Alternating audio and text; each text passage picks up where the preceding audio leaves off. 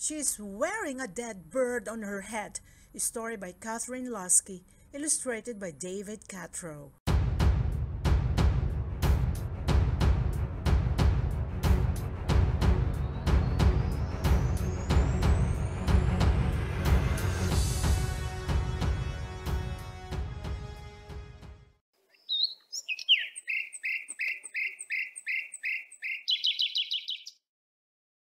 Harriet Hemingway was a very proper Boston lady.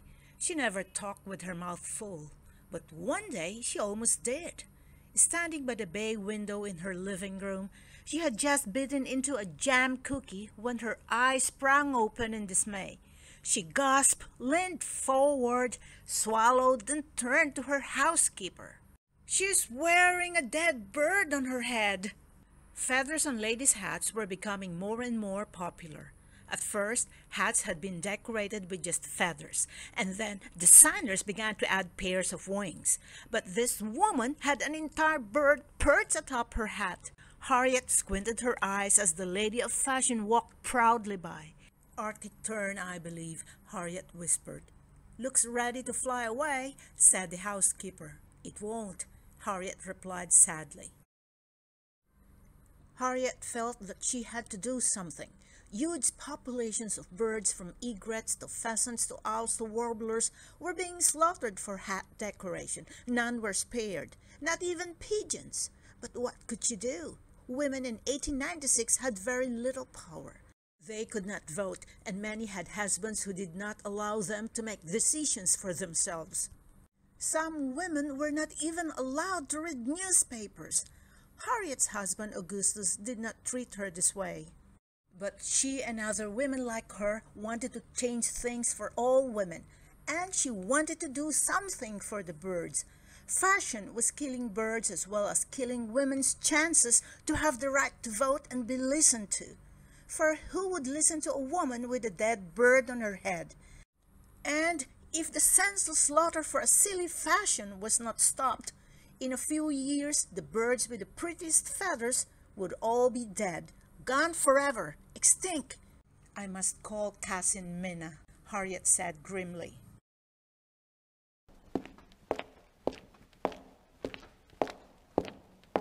The heels of Miss Minna Hall's high but toned shoes beat a quick rhythm against the bricks of the sidewalk. Her blue eyes were bright as they searched the bare limbs of the trees that lined the avenue for the yellow finches that appeared like spots of fleeting gold on this gray winter day. Their quick golden flight swelled her heart. She could not be late for tea at Harriet's. This was too important.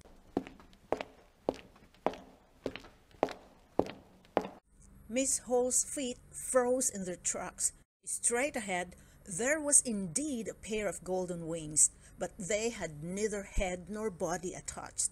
They were pinned instead to the crown of a lady's hat, and on the brim was a swirl of snowy egret feathers. "Revolting!"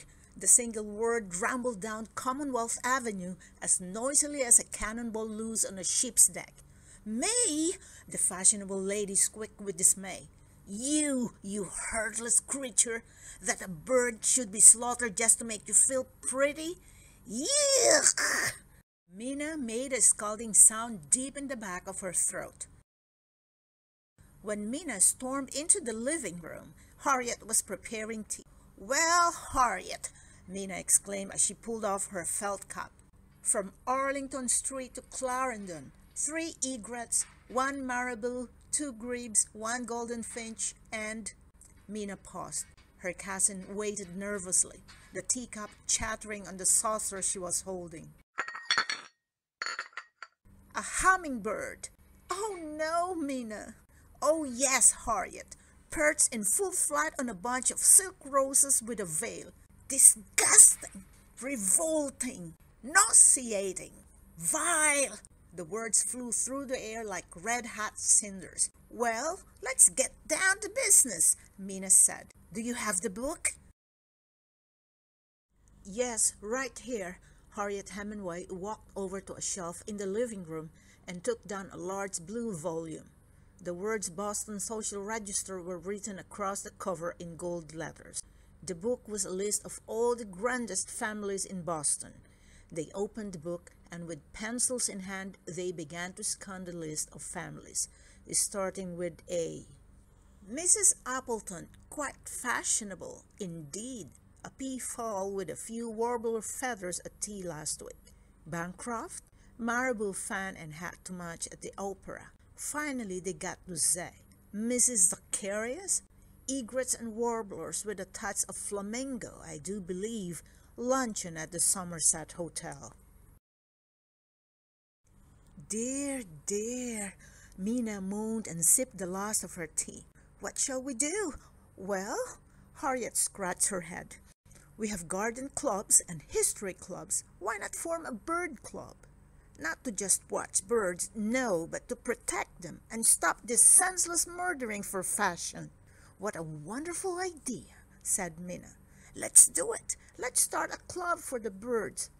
Right then, they began to write letters to all the Boston ladies of fashion who wore the plumage of birds, imploring them to put aside their fancy hats with swirls of owl feathers, breasts of grebes, wings of hummingbirds, and plumes of egrets, and instead join a society dedicated to protecting all birds.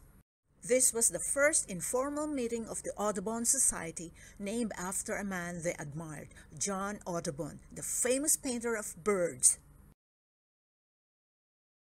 Harriet and Mina were very persuasive. They convinced women not only that killing birds was wrong, but that birds as hat decoration made women look silly.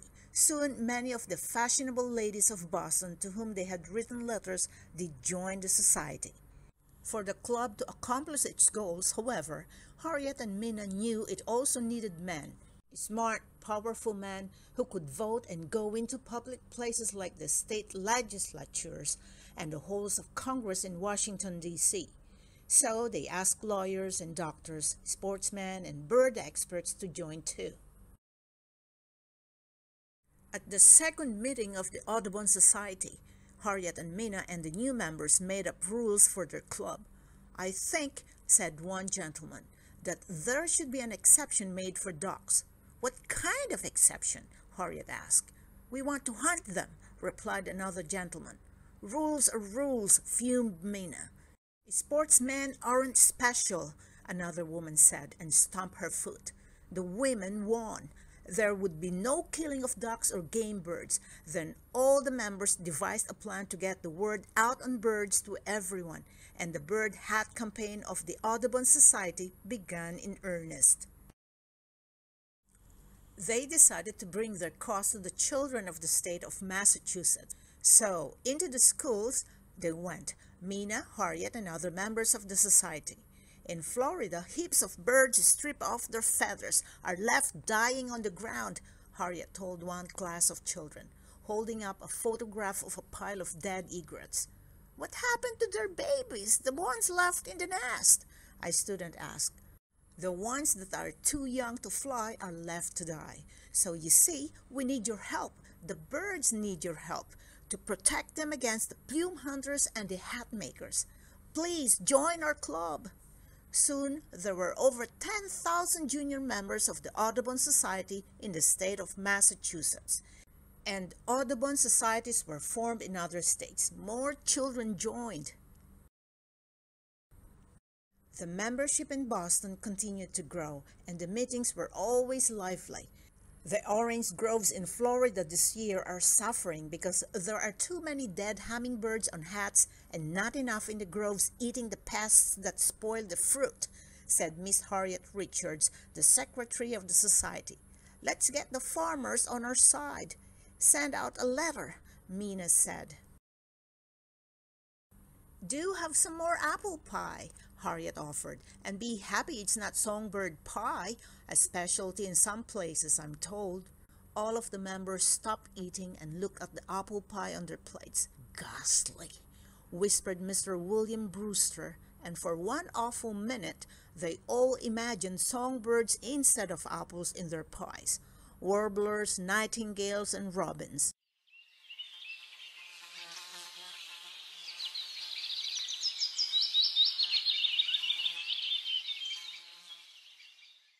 "I think," said Mina, slowly setting down her plate, "we better start getting some laws passed." In the club, everybody was equal. The women and the men of the society wrote up their ideas together and then sent the gentlemen to talk to legislators in the State House and to members of Congress in Washington, D.C., to press for the passage of laws to save the birds. They were successful. An act was passed in 1903 to protect herons and bitterns, two popular hat birds, from hat makers, forbidding them to sell, display, or possess the feathers. In 1904, there was another victory when a law was passed to protect shore, marsh, and beach birds. Soon, there were laws against hunting birds during their breeding seasons, and then a federal law was passed preventing the importation of feathers from Europe and the tropics for hats. The word about birds had spread all the way to England, where Queen Victoria had announced that she would never again wear a feather for fashion. But Mina and Harriet were still far from happy. "What good is a law if it isn't enforced?" Mina moaned one day as she stood looking out the window at a woman passing by with a peasant's wing raking the air above her. "You can't arrest the lady for wearing the hat, but you can arrest the supplier of the feather," Harriet said. She tapped her head lightly, as if to give a little jostle to her brains. "There are rumors about secret feather warehouse," she spoke softly. "I think we should make a few inquiries." So the two ladies with Harriet's husband, Augustus, took the train to New York City, where they were not so well known. They got as gossiped up as two Boston ladies who loved birds and hated fashion could manage. They sashayed down Fifth Avenue in fancy dresses and wore elaborate hats with streamers and ribbons but no feathers. Into the fanciest hat store the two cousins and Augustus Hemingway pranced. "I want to buy my wife and dear cousin each a hat, a feathered hat," Augustus announced. The salespeople began fluttering around the prosperous-looking threesome. "What will it be, madam? Egrets or doves? A dear little cloche covered with owl feathers, or this broad-brimmed hat with the Arctic tern? Is it not spectacular on the blue felt, just as if it is plunging into the sea?" The two ladies swallowed their disgust and muffled their anger. After all, there were more important things at stake. By the end of the shopping expedition, they, Alice, had to buy 2 hats, but they also had the name of the feather supplier with a warehouse in Baltimore where millions of dead birds and tons of plumes were stored. With this information, they went directly to the authorities. Soon after, on a rainy May day, the cousins sat sipping tea. Harriet had just bitten into a crisp wafer when, like a tidal wave, Augustus burst into the living room.